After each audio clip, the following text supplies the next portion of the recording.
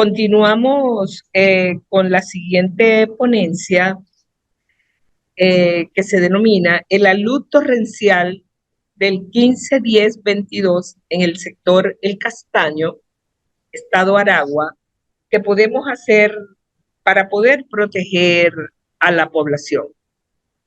Esta ponencia la va a realizar el académico José Luis López de la Universidad Central de Venezuela y de la Academia Nacional de la Ingeniería y el Hábitat. El académico José Luis López es ingeniero civil graduado en 1971 en la Universidad Central de Venezuela. Obtuvo el título de magíster en 1976 y PhD en 1978 en hidráulica fluvial del Colorado, Estados Unidos. Profesor titular investigador de la Facultad de Ingeniería de la Universidad Central de Venezuela desde 1978 hasta el presente. Director del Instituto de Mecánica de Fluidos desde 1997 a 2005 en la Universidad Central de Venezuela. Ha editado 6 libros y coautor y autor de 130 publicaciones en revistas arbitradas y memorias de congresos a nivel nacional e internacional. Individuo de número de la Academia de Ingeniería y Hábitat de Venezuela, el sillón número 33. Y es Premio Nacional de Ciencia y Tecnología Dr. Humberto Fernández Moral, obtenido en diciembre del 2023. Con ustedes, el ingeniero José Luis López. ¿No? Bien, sí. Buenos días. Bueno, primero quisiera felicitar a los organizadores por este extraordinario evento que se ha realizado en estos 3 días, ¿no? Ya tenemos aquí el título de la ponencia. Los autores somos, además de mi persona, los ingenieros Ricardo Maigón, Mariela Gómez y Horacio Santamaría. Lo primero que tenemos que decir es que el sector del Castaño es una zona que está ubicado en el flanco sur de la cordillera de la costa, ¿no? Y donde han ocurrido eventos torrenciales en forma crónica y recurrente desde hace miles de años, ¿no? A la derecha indicamos 3 poblaciones que han sido azotadas recientemente por aludes torrenciales: Las Tejerías, el Castaño y el Limón, ¿no? Uno examina la referencia de estos trabajos de Singer y Audemars, y podemos encontrar numerosas referencias a estos eventos torrenciales que han ocurrido en el pasado, ¿no? Lo más reciente es el del año 87 en el río Limón, 300 víctimas, y los 2 que ocurrieron el año 2022 en Las Tejerías, octubre 2022, y 9 días después ocurrió el del Castaño. Podemos decir que el sector del Castaño es una zona de alto riesgo. Aquí lo vemos, el sector del Castaño es un valle intramontano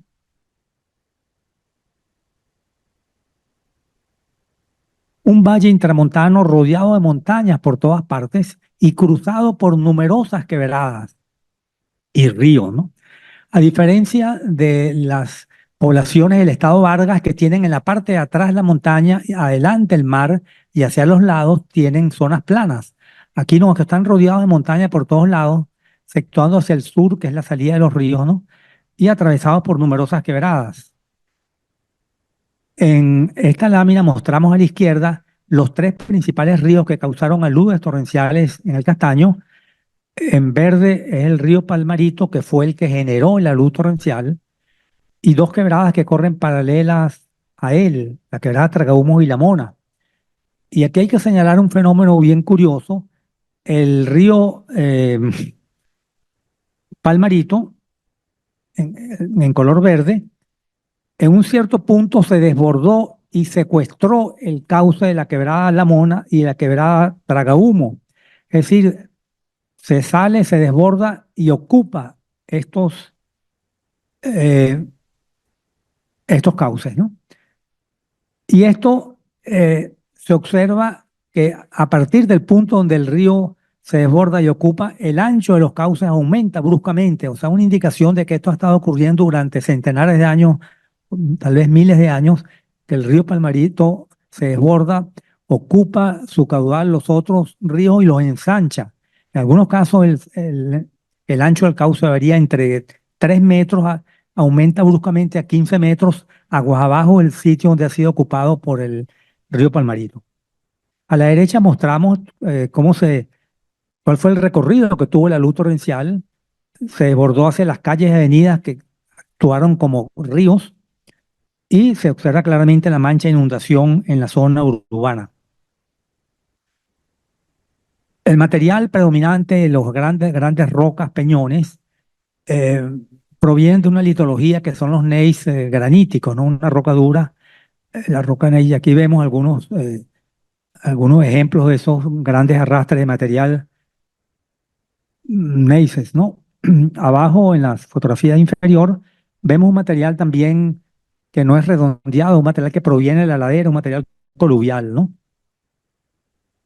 Aquí vemos ejemplos de los daños causados en las casas, peñones, casas colapsadas, peñones en los techos. Eh, Abajo indicamos 407 viviendas afectadas, 27 pérdida total, graves afectaciones a la infraestructura vial y de servicios. Pérdidas humanas, se contabilizaron 5 víctimas humanas, ¿no? La quebrada Palmarito, que fue la que causó la luz torrencial, aquí vemos algunas de las cicatrices de los deslizamientos en la parte alta de la montaña, en la ladera oeste, que es una ladera denudada por actividad agrícola. Han ocurrido incendios forestales y carece prácticamente de vegetación. Ahí fue que ocurrieron los deslizamientos, los movimientos de masas, y es una zona también característica por altas pendientes en los cauces, en las laderas, perdón, de la montaña, como se observa en la fotografía de la derecha. Otro problema adicional es que ha habido un desarrollo urbanístico sin tomar en cuenta las quebradas.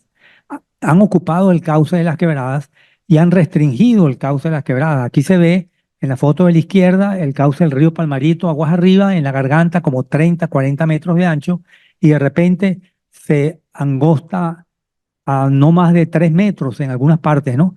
Ocupado por las viviendas que han llegado hasta el cauce del río y lo han restringido. O sea, fue un desarrollo urbanístico que no tomó en cuenta las quebradas, ¿no? Ni las regulaciones existentes en cuanto a retiros y separación entre los cauces y el desarrollo urbanístico. Otro ejemplo es un pequeño puente, un cajón de 3 metros de altura por 5 metros de ancho. Se observa aquí ocupado por prácticamente un peñón, lo bloqueó. Bueno, y un ejemplo también de los puentes tan pequeños, ¿no? Que se construyeron en el urbanismo, ¿no? Ahora, ¿cuál fue el caudal que pasó, el caudal pico que generó esta luz torrencial? Eso intentamos responderlo haciendo unas mediciones de campo en un lugar donde el río es más o menos uniforme, constante la sección. Medimos la marca de inundación dejada por el flujo con una altura de aproximadamente 6 metros. Levantamos la sección transversal, a la derecha se indica aproximadamente una sección trapecial, y aplicamos una fórmula de régimen uniforme, porque el flujo en ese sector, ancho constante, sin variar mucho la sección transversal, debe ser uniforme, utilizando una fórmula también de fricción, de resistencia, un predictor de Jarrett, ¿no? El resultado es que aplicando esto para esa altura de entre 6 y 7 metros que vemos aquí a la derecha en la figura, encontramos unos caudales entre 1000 y 1600 metros cúbicos por segundo, el caudal pico de la luz torrencial, con velocidades de flujo entre 8 y 9 metros por segundo. Esto es una cantidad enorme, un flujo enorme, pero vamos a ver qué tan grande puede ser esto, con qué podemos compararlo. Entonces, lo comparamos con una cuenca vecina, la quebrada del río Chacayito, la quebrada Chacayito, aquí en el Valle de Caracas, con características muy similares. Área de 6 kilómetros cuadrados, Palmarito tiene 5 kilómetros cuadrados, y longitudes y pendientes similares. Para esta cuenca que ha sido estudiada con los modelos clásicos hidrológicos para ver cuál es el caudal que genera una lluvia con un determinado periodo de retorno, encontramos que el caudal generado para una lluvia de 500 años de periodo de retorno es 180 metros cúbicos por segundo, como se indica aquí en la tabla. El caudal que estamos encontrando nosotros es 5 o 6 veces más grande, ¿no? 180 nosotros encontramos entre 1000 y 1600. Entonces, ¿cuál es la explicación para esto?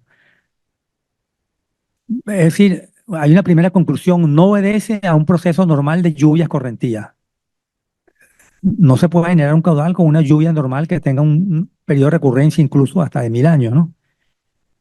Entonces, comparamos con otro gráfico, un estudio que hizo Krieger hace algunos años para determinar, ellos midieron los caudales máximos en función del área de la cuenca y lo indican aquí en este gráfico. Los caudales máximos decrecientes registrados en Estados Unidos y en otros países, y ese gráfico nos indica que para la cuenca de Palmarito de 5 kilómetros cuadrados se obtiene un caudal máximo registrado medido de 200 metros cúbicos por segundo. Es decir que nuevamente esto refuerza que esto no es un fenómeno normal de ocurrencia de un evento, lluvias correntías, no es una respuesta normal, es algo adicional, porque nuevamente lo que hemos medido es 5 o 6 veces mayor que el caudal que indican estos análisis.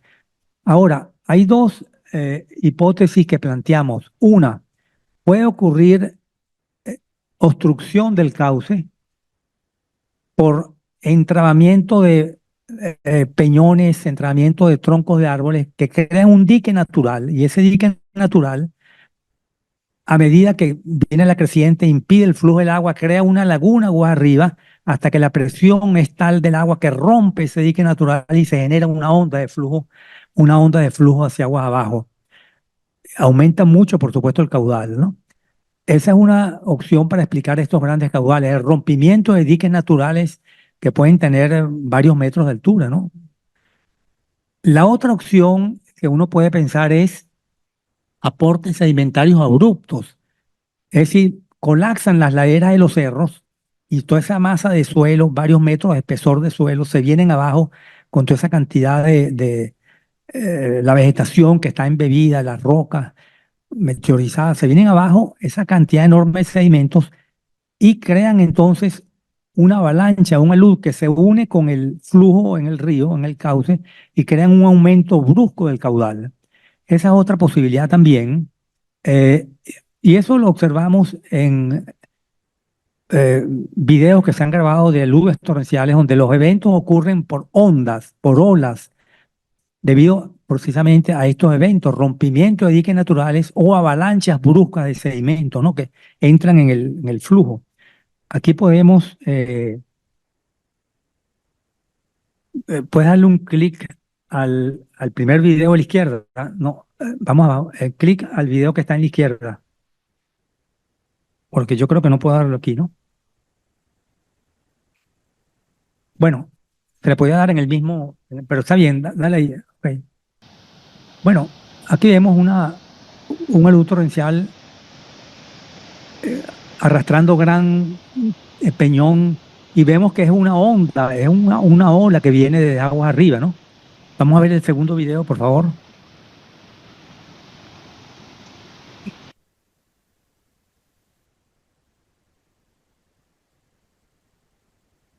Sí, están los dos, ese otro ahí también. Es igual, observamos que viene la ola, la onda de sedimentos. No hay casi flujo en el cauce, pero viene una gran onda de sedimentos. Vamos a pasar a la siguiente.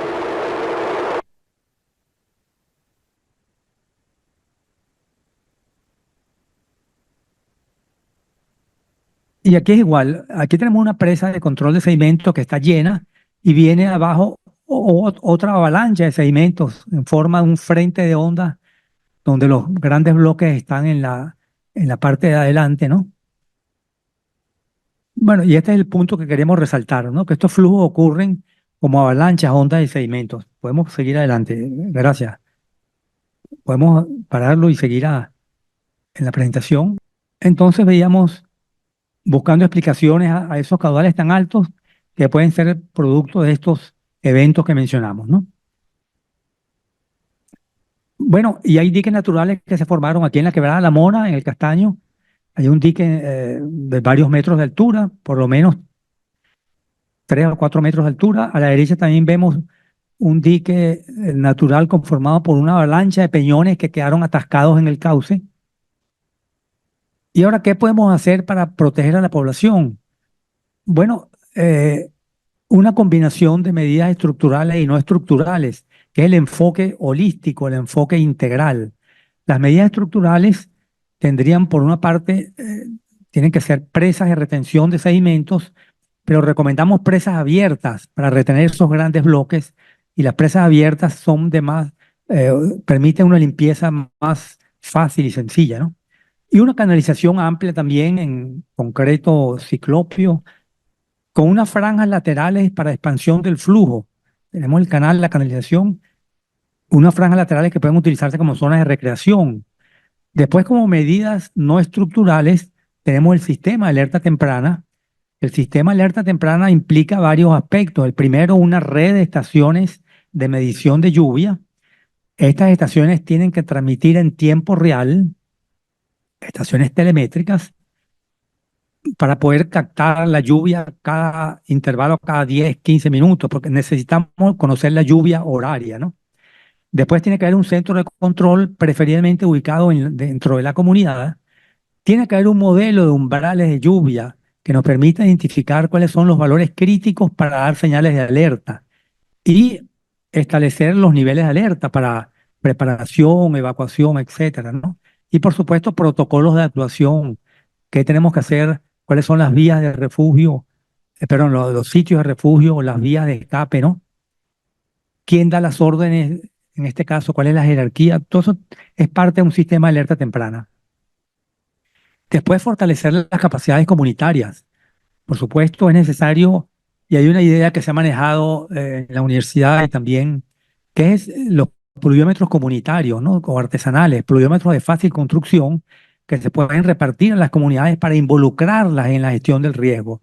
Que ellos conozcan cómo se hacen y midan diariamente la cantidad de lluvia acumulada en estos pluviómetros, ¿no?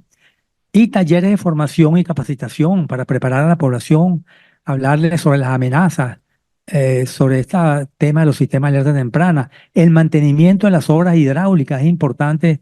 Ahí la comunidad puede jugar un rol también importante, ¿no? Como recomendación de medidas estructurales, tenemos presas, aquí indicamos a medida indicativa, ¿no? Un conjunto de presas aguas arriba, comenzando con las primeras presas, presas de rastrillo, grandes elementos tubulares de acero para captar los grandes bloques. Después una presa que llamamos reticulada, puede ser también en concreto armado. Más abajo una presa ranurada, que la llamamos la presa 2, el tipo 2, y la presa 1, una presa flexible. La idea es que las de arriba tengan aberturas más grandes y a medida que avanzamos hacia aguas abajo, las aberturas se reducen de tamaño, con la idea de filtrar los sedimentos. Estas de abajo son barreras flexibles de 0,30 metros de diámetro del anillo. Las de arriba pueden tener 2 y 3 metros de ancho, las presas superiores, ¿no? La canalización tiene que ser lo más amplia posible, lo más recto posible, con curvas muy suaves. Y podemos tener como ejemplo la canalización del río San Julián en Caraballeda, una canalización en fondo móvil, es decir, el fondo es el propio río, pero se revisten las márgenes. Para proteger las márgenes se revisten en concreto ciclopio y se colocan traviesas para proteger contra la erosión, ¿no? Y para culminar, una idea sobre un elemento fundamental, que es cómo podemos dar señales de alerta utilizando esta herramienta que ha sido desarrollada en el Instituto de Mecánica de Fluidos, En este caso, este proyecto es liderado por el profesor François Courtel, que nos acompaña aquí en la reunión, ¿no? Eh, Hemos encontrado esta relación, esta curva que llamamos una línea crítica que separa la zona de peligro de la zona segura. A la izquierda de la curva estamos en la zona segura, a la derecha estamos en la zona donde se generan aludes torrenciales, ¿no? Y los parámetros son en el eje de las ordenadas, tenemos una lluvia acumulada a corto plazo, periodo de 10 horas, y en el eje de las abscisas tenemos la lluvia acumulada a largo plazo, 20 días. Vamos a ver cómo se ve la lluvia del Castaño que ocurrió en el Castaño en este gráfico. A la izquierda señalamos el hidrograma de valores medidos de precipitación a lo largo del mes de octubre y los días finales del mes de septiembre, porque me interesa ver la lluvia los 20 días previos al día que ocurrió la tragedia, que fue el 17 de octubre, ¿no? Aquí vemos en este diagrama de la izquierda el círculo naranja amarillo señala el día 17 de octubre con una lluvia de 34 milímetros, se puede leer a la izquierda, y la lluvia acumulada la vemos en la otra gráfica de color rojo, en la otra curva, vemos arriba que intersecta más o menos como 400 milímetros, ¿no? Es decir, que para el 17 de octubre se habían acumulado 400 milímetros en los 20 días previos. Esto es una cantidad grande de agua que contribuyó a saturar los suelos, ¿no? Y a la derecha vemos cómo los puntos se han alineado, cómo se colocan los puntos en el gráfico, ¿no? Tenemos que el 14 es el punto que indicamos. El 14-10 tenemos un punto alejado de la curva de la línea crítica. El 15-10 se reduce más todavía porque el 15 no llovió. Lo vemos en el gráfico de la izquierda. La precipitación fue cero. El 16 estábamos prácticamente muy cerca de la curva. Aquí hemos podido dar señales de alerta, de preparación, porque estábamos muy cerca de la línea crítica que nos indica que se pueden generar aludes torrenciales. Y el 17 la lluvia disminuyó un poco y estamos también cerca, pero no tocamos la curva. Este análisis yo lo hice suponiendo ciertas condiciones para la lluvia horaria, porque el dato que tenemos es lluvia diaria. Entonces hice unas suposiciones en cuántas horas ocurrió la lluvia. El profesor Curtel hizo otras suposiciones y obtuvo un punto que se señala ahí, el 17-10, el punto de color verde, que da exactamente sobre la curva, ¿no? Bueno, la idea de esto, lo que queremos indicar con esto es que estas son herramientas poderosas que tenemos que utilizar con el objeto de elaborar sistemas de alerta temprana. Aquí indicamos una herramienta fundamental para un sistema de alerta temprana y para activar planes de contingencia que pueden salvar vidas. Y yo creo que la información hidrometeorológica tiene que ser considerada y declarada como un bien público, porque no cuesta mucho conseguir los datos hidrometeorológicos. Cuesta muchísimo. Hay un celo que no se entiende de las autoridades para suministrar esta información, ¿no? Entonces, esto es fundamental porque con nuevos datos podemos mejorar los modelos, mejorar los pronósticos y esto va a ser fundamental pues para salvar vidas, ¿no?